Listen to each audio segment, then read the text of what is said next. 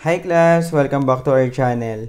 For this video, I will show you how to use the substitution rule in finding the definite integrals of exponential and trigonometric functions. So let's have example number 1. Evaluate the integral of x squared times e raised to x cubed plus 1 dx. So, dito guys, observe nyo muna yung ating exponential term. So, alam naman natin, kung tandaan nyo pa, ang integral ng ating e raised to u or ng ating exponential term is equal to e raised to u plus c. Okay, so in our case, na yung ating exponent is binomial, meaning kailangan natin siyang gamitan ng u substitution or ng ating change of variable. Okay? So, pag in-applyan natin yan ng substitution rules, we have let u equals x cubed plus 1. Okay? Para pag sinubstitute natin yung ating u dito sa ating exponential term, magkakaroon na tayo ng e raised to u. Tama? But this time, bago natin makuha yung ating integral ng e raised to u, kailangan yung ating dx is maging du. Okay? So, by getting the derivatives ng ating u, we have du over dx equals, so derivative ng x cubed, that is 3x squared. Then derivative ng 1, we have 0. Okay? So, multiply both side by dx. So, makakancel yung ating dx sa denominator. We have du equals 3x squared dx. Okay? So, kung i-check nyo guys yung ating given, yung kasamang function ng ating exponential is yung x squared dx. Tama? Pero dito, ang equivalent ng du natin is 3x squared dx. So, kailangan kitanggalin natin yung 3 dito sa may ating x squared dx by multiplying both sides of the equation by 1/3. Okay, so makakancel to. So, we have 1/3 du equals x squared dx. Okay? So, nakumpleto na natin yung ating mga kailangan. So, pwede na natin gamitin yung ating substitution. So, we have the integral of e.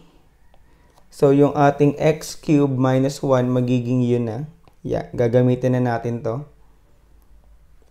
Then, yung ating x squared dx dito guys, sa ating given, ito yan, that is equivalent to 1/3 du. Tama? So, kung 1/3 du, yung du dito, then yung 1/3, pwedeng nasa labas na lang ng ating integral. Since constant naman yan. Okay? So, pwede na natin ngayon i-evaluate si e raised to u. So, kagaya ng sinabi ko kanina, the integral of eu du is equal to e raised to u plus c.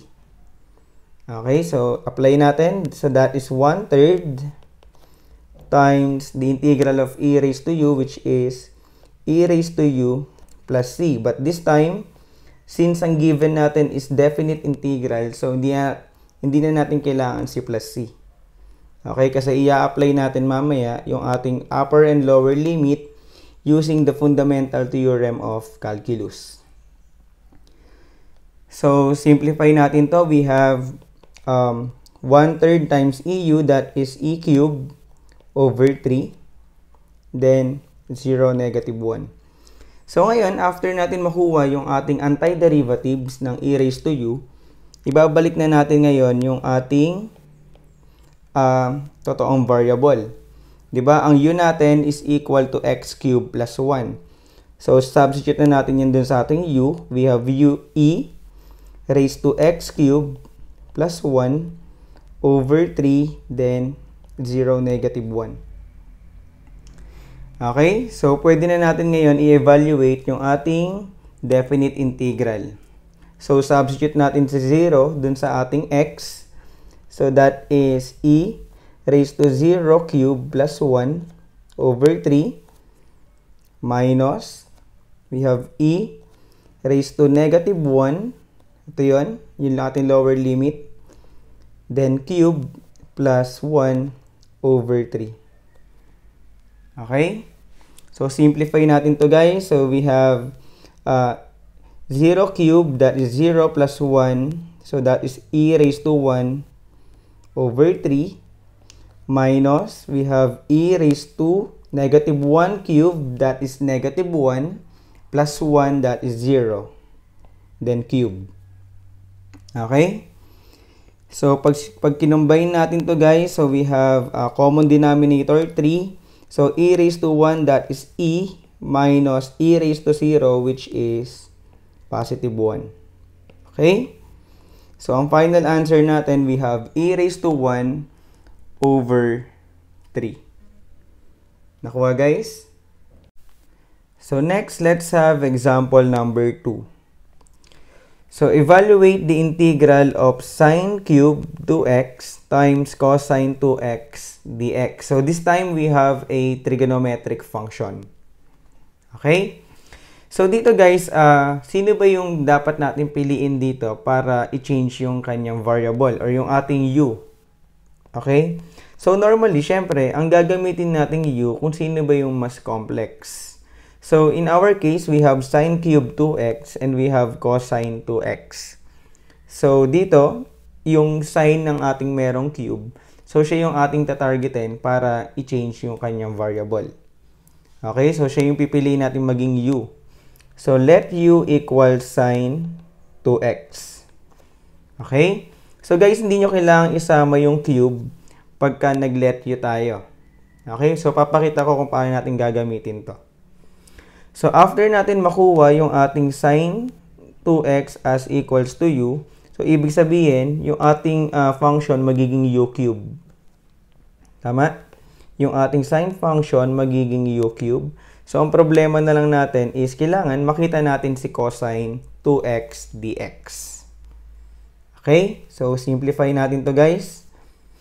So, we have by getting the derivative of u, we have du over dx.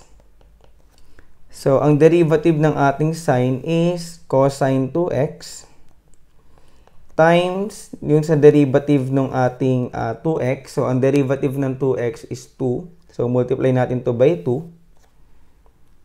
So, therefore, ang ating du over dx is equal to 2 cosine 2x. Okay? So, next is multiply natin both side of the equation by dx. So, maka-cancel to. We have du equals 2 times cosine 2x dx. So, kung mapapansin nyo, yung du natin dito guys is 2 times cosine 2x dx. Then, yung nasa ating given is cosine 2x dx lang. So, meaning, kailangan tanggalin natin yung 2 by multiplying both side of the equation by 1/2. Okay, so maka-cancel yan. So, kung mapansin nyo, meron na tayong cosine 2x dx which is equivalent to 1/2 du. Okay? So, pwede na natin ngayon yan i-substitute doon sa ating given. So, we have the integral of sine cube 2x. So, ang sine 2x natin is equal to u. Tama? So, we have u cube. Then, yung ating cosine 2x dx is equal to 1/2 du. Okay? So, lagay lang natin yan dito. So, dito guys, yung 1/2 is a constant. So, pwede natin yan ilabas doon sa ating integral. Tama? Then, we have u cube du. Okay? So, this time, pwede na nating i-evaluate yung antiderivatives ng ating u cube by using the basic integration rule. So, i-apply natin yon. We have 1/2 times the integral of u cube, that is u raised to 3 plus 1 over 3 plus 1. This time, di tayo maglalagay ng plus c since we have a definite integral, pi over 4 and 0, yung ating upper and lower limit. Okay? So, simplify natin to guys. We have 1/2 times, we have u raised to 4 over 4. then pi over 4, 0. So, pag minultiply natin to guys, this is u raised to 4 over 8, then pi over 4, 0. Okay? So, ngayon, pwede na nating ibalik yung ating original variable. So, palitan na natin si u. So, yung ating u is equivalent to sine 2x. So, meaning we have sine 2x raised to 4 over 8. Then, we have upper and lower limit na pi over 4, 0. Okay? So, pwede na natin ngayon i-substitute yung ating pi over 4 and 0 by using the fundamental theorem of calculus. Diba? So, ito yung upper limit minus lower limit. So, pag in-evaluate natin yan, we have sine 2x. So, sine 2 times pi over 4.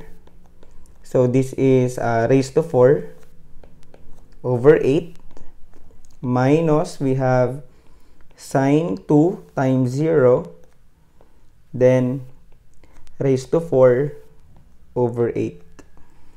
Diba? So, ito yung ating upper limit minus lower limit. So, simplify natin to guys. So, this is sine. So, dito makakancel yung 2 and 4. So, we have sine pi over 2 raised to 4 over 8 minus this is sine 0. Diba? Since 2 times 0 is 0. Then, raised to 4 over 8. So, ang ating sine pi over 2, so that is equivalent to 1. Diba? So, kahit gamitin nyo yung calculator nyo guys, ang lalabas dyan is positive 1. So, we have 1 raised to 4 over 8 minus, we have sine 0, that is 0, raised to 4 over 8. Okay? So, that is 1 over 8. Yung 1 raised to 4 is equal to 1 over 8 minus 0 raised to 4, that is 0 over 8. So, pag kinumbine natin to guys, 1 over 8 minus 0 over 8, that is 1 over 8. Okay? So, ito na yung ating final answer. This is the end of our video. I hope naintindihan nyo guys kung paano kunin yung integral or indefinite integral ng exponential function and trigonometric functions. So, if you have questions or clarifications, kindly put them in the comment section below. So, thank you guys for watching. This is Prof. D. I'll catch you on the flip side. Bye!